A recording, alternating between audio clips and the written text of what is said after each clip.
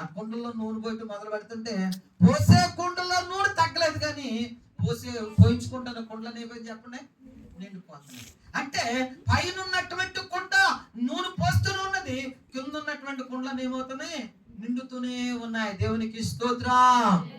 ఎప్పుడైతే కుండలన్నీ నిండిపోయినాయో అప్పుడు వెళ్ళింది, అయ్యా కుండలన్నీ నిండిపోయినాయి, ఇరుగు పొరుగు వాళ్ళ దగ్గర కుండలు లేవనుకున్నప్పుడు ఆ కుండలన్నీ అమ్ముకుని నీ అప్పు తీర్చుకుని నీవు బ్రతుకు అని చెప్పని అన్నాడు ఆ పాస్టర్ గారు. అంటే ఎలీషా అనే దైవజనుడు. దేవుని బిడ్డలారా, ఆమె కుండలను అంటే నూనె అంతా అమ్ముకున్నది, తన కుటుంబాన్ని పోషించుకుంది, అప్పులు తీర్చుకుంది.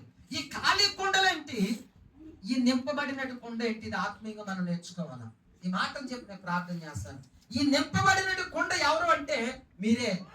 ఎవరు చెప్పండి అమ్మా?